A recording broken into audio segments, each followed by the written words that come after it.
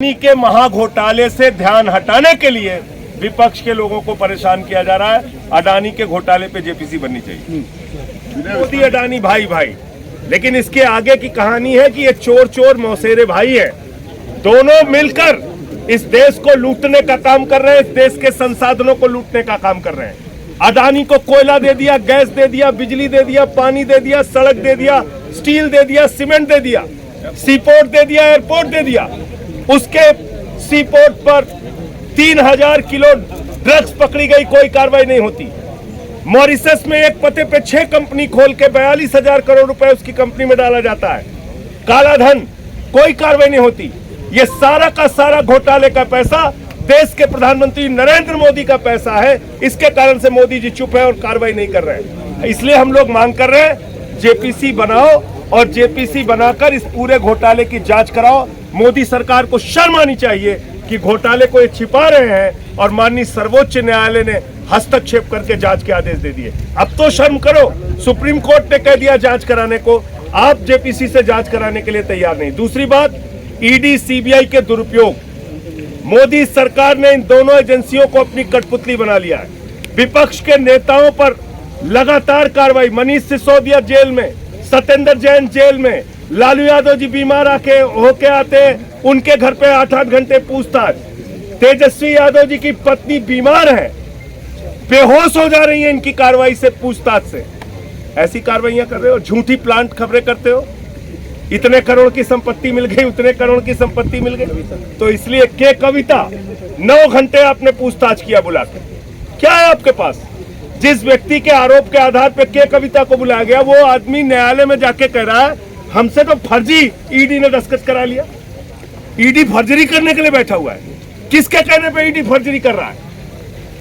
Forge paper पर दस्तखत करा रही है ईडी। ये मैं नहीं कर रहा हूं, अरुण पिल्लई जिसको बुलाया था, जिसके आधार इत्तेफाक रखते हुए आप यहां से शुरू करिए और यहां तक लगभग पूरा विपक्ष है देश का, और बता दीजिए कि हम में से कोई दल ऐसा हो जिसके किसी न किसी नेता पर ईडी, आईटी और सीबीआई का छापा न पड़ रहा हो।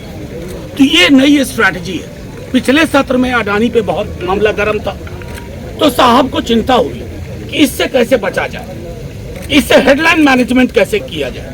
तो हेडलाइन मैनेजमेंट के लिए 2 तरीके अपनाए गए। एक तो राहुल जी की स्पीच, जिसमें उन्होंने आईना दिखाया। डेमोक्रेसी कितनी बीमार है ये देखने के लिए आप लोग हैं गवाह। 2 मिनट में बिल पास करते हो यार। मल्लिकार्जुन खड़गे 1.5 मिनट में निपटा दिए जाते हैं। लीडर ऑफ द हाउस को 10 मिनट। और क्या चाहिए प्रमाण लोकतंत्र के बीमार होने का, रुग्ण होने का? तो आपने दूसरा तरीका क्या निकाला? दूसरा निकाला कि छापे मारो। आईटी से ना बने सीबीआई लगाओ, सीबीआई से ना बने ईडी लगाओ, प्लांट करवाओ। मैं खुद गवाह हूं, मैंने पहले ही कहा, कविता जी का मामला हो, मनीष सिसोदिया जी का हो, सत्येंद्र जैन जी का हो, और हम तो लॉन्गेस्ट सर्वाइविंग टारगेट इनकी राजनीति के। बिहार में सरकार क्या बदली? साहब का दर्द उखड़ गया पुराना। अब पुराना दर्द उखड़ गया तो दवा लाने की जिम्मेवारी दे दी सीबीआई, ईडी, आईटी को। अब इन्होंने दवा तो कुछ नहीं कर पाए, तो इन्होंने प्लांट करनी खरीद 300 करोड़, 400 करोड़, 700 करोड़, 800 करोड़ 17 में भी किया था। मैं तो पूछूंगा कि कहाँ गई वो 8,000 करोड़ 17 वाले? 1,000 करोड़ मॉल का गलत आदमी के यहाँ छापा मार दिया, तेजस्वी के नाम पे चिपका दिया। लब्बो लुबाब ये है, साहब डरे हुए हैं, और डरे हुए साहब अपने कारिंदों को आगे कर रहे हैं। लेकिन ये नकारात्मक राजनीति के अवसान की भी शुरुआत है। और मैं मानता हूं, जैसा हमारे खड़गे साहब ने कहा, जेपीसी, क्योंकि सुप्रीम कोर्ट ने जो कहा है ना, वो लीगल एंगल है, ये पॉलिटिकल करप्शन है। और पॉलिटिकल करप्शन की तहों में सिर्फ जेपीसी जाएगा, तभी इनके सीबीआई, ईडी वाले भी रुकेंगे। और उनसे तो इतना कह दूं साहब, वक्त बदलेगा। कहीं भाजपा वालों के यहाँ दस्तक जब शुरू होगी ना 24 के बाद, तब भी हमें बड़ा बुरा लगेगा। जय हिंद। हर अपोजिशन पार्टी को दबाने का, कुचलने का, सप्रेस करने की बात आप कर रहे हैं। और ये ऐसा है, चोर उल्टा कोतवाल को तोड़ना, उल्टा चोर कोतवाल को डांटे। ये ऐसे हैं, खुद तो डेमोक्रेसी को खत्म कर रहे हैं और डेमोक्रेसी को बचाने के लोग हैं वो। तो ये कहावत भी है और सबको मालूम भी है।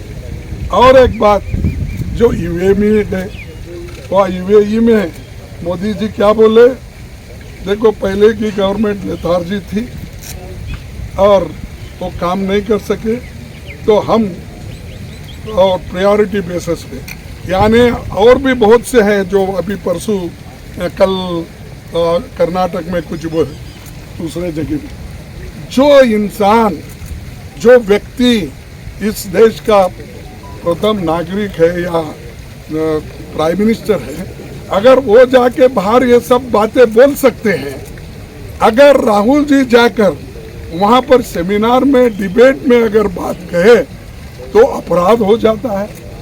तो ये उनको समझ में आना चाहिए। लोग खुद डेमोक्रेसी को कुचल रहे हैं, वो लोग ये सब बातें कर रहे हैं। इसीलिए आप सभी पार्टी के लोग, हमने यही कहा, देखो भाई आपको ये मसला उठाना भी है, आप उस सदन में उठा सकते हैं जिस सदन के वो सदस्य हैं, इस सदन के वो सदस्य नहीं हैं। तो इसीलिए हम आपके सामने ये बात कहने के लिए सभी पार्टी के नेता, 16-17 पार्टी के नेता लोग आए हैं। और हम क्या डिमांड कर रहे हैं, हम ज्वाइंट पार्लियामेंट्री कमेटी बिठाओ, जेपीसी बिठाओ अदानी के इशू पे, उसको डाइवर्ट करने के लिए, वो इशू को अलग करने के लिए ये बीच में उठते ही उनको 10 मिनट का टाइम मिला और मुझे सिर्फ 2 मिनट भी बोलने नहीं दी। यानी ये क्या है, मैं किसी की कमजोरी नहीं बोल रहा हूँ, ये क्यों ऐसा डिस्क्रिमिनेशन हो रहा है। और जब अदानी की बात हम उठाते हैं, जेपीसी की उठाते हैं, तो फौरन एक तो माइक भी बंद होता है, दूसरे तरफ हंगामा भी शुरू होता है। ये जो है, इसके लिए आज भी हम जेपीसी डिमांड कर रहे हैं, सब मिलके इसके लिए एक हैं और हम लड़ेंगे इसके लिए। उनको क्या करना है, कैसा, वो तो छुपा लेने की बात कर रहे हैं, डिफेंड करने की बात कर रहे हैं, कर लेने दो, लेकिन हम छोड़ेंगे नहीं उनका पीछा। हम जैसा कुछ है ना, बेताल कैसा, विक्रम बेताल, हाँ विक्रम बेताल के जैसा हम पीछा लगेंगे, इसको छोड़ेंगे नहीं। धन्यवाद। बीआरएस के लीडर केशव राव जी अपनी बात